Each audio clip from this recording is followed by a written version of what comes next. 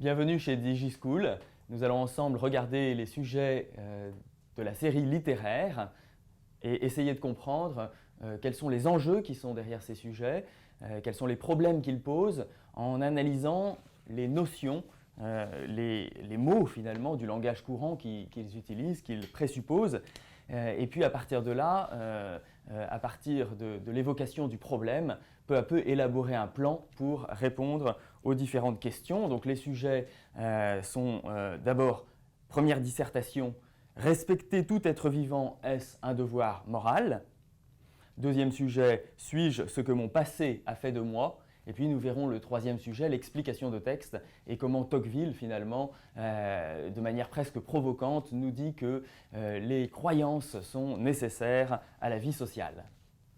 Alors regardons ces sujets de plus près.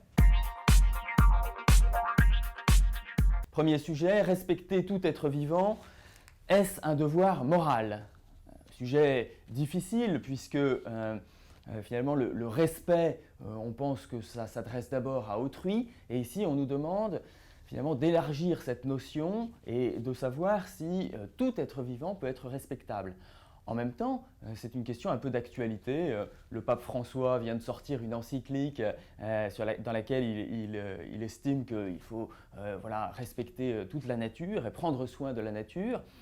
Oui, mais prendre soin, est-ce respecter? Finalement, que signifie ce terme de respecter? C'est peut-être le premier terme sur lequel il s'agit de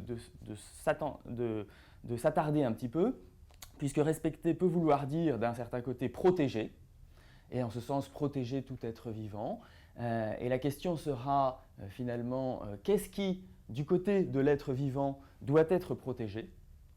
Mais respecter peut vouloir dire aussi, finalement, s'adresser à une liberté et attendre d'elle une forme de reconnaissance. Et en ce sens-là, on se demande si tout être vivant est libre et peut finalement être l'objet d'un devoir moral. En effet, tout être vivant, c'est la deuxième notion sur laquelle il faut bien s'arrêter, cela peut vouloir dire aussi bien l'animal, et ça va jusqu'au plancton marin, finalement les algues, faut-il les respecter, et jusqu'à évidemment les grands animaux, et puis les hommes. Donc n'y a-t-il pas ici des distinctions à faire? Ces distinctions sont-elles de degrés? Faut-il distinguer la plante et l'animal? Faut-il distinguer l'animal et l'homme? Cette distinction n'est-elle pas aussi de nature? C'est-à-dire qu'il y aurait chez l'homme quelque chose qui finalement tranche avec la vie animale, et on pense évidemment à sa conscience et, je le disais tout à l'heure, à sa liberté. Est-ce un devoir moral? Un devoir moral, c'est ce qui s'impose à moi malgré moi. C'est donc quelque chose qui est fondé finalement plus loin que moi. Et c'est en ce sens-là qu'il y a un devoir. Un devoir s'adresse à une liberté. On ne voit pas qu'un animal, par exemple, puisse avoir des devoirs. C'est donc toujours à l'homme que le devoir s'adresse en premier lieu. Mais la question ici ne porte pas tant sur le sujet de ce devoir, c'est-à-dire celui qui va le réaliser, celui qui va mettre en œuvre ce respect, mais celui à qui il s'adresse, c'est-à-dire la plante, l'animal ou l'homme. D'où vient ce devoir? Est-ce au fond la société qui me l'impose?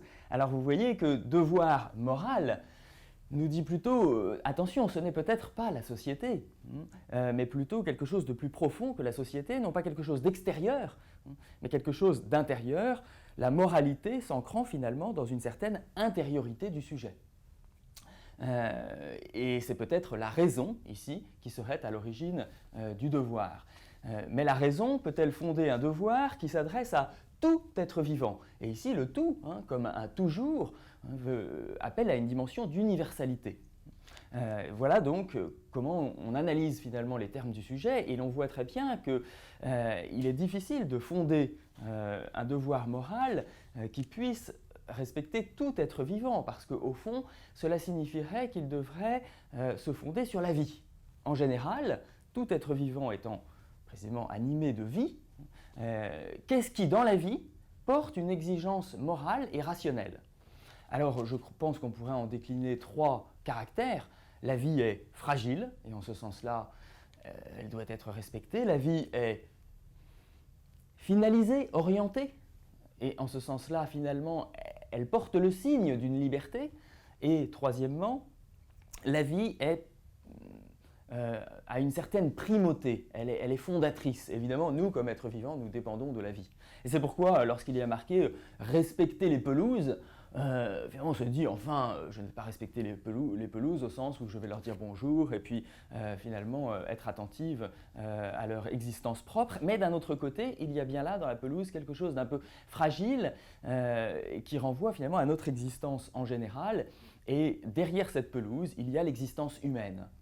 Mais précisément, n'est-ce pas seulement l'homme qui peut fonder un véritable devoir moral, c'est-à-dire une vie qui, fragile, dépendante, finalisée, est surtout une vie consciente et libre. Et ce serait peut-être l'occasion d'une deuxième partie et d'une deuxième thèse qui dirait que finalement le fondement de la vie morale, c'est une conscience libre. Et il s'agirait alors peut-être dans une troisième partie, vous aurez l'occasion de le découvrir peut-être dans le corrigé, d'essayer de comprendre comment la vie humaine finalement fonde bien un devoir moral qui peut s'étendre à la nature, mais dans la mesure où cette nature et ces autres êtres vivants sont reliés à l'homme. Voilà, je vous remercie.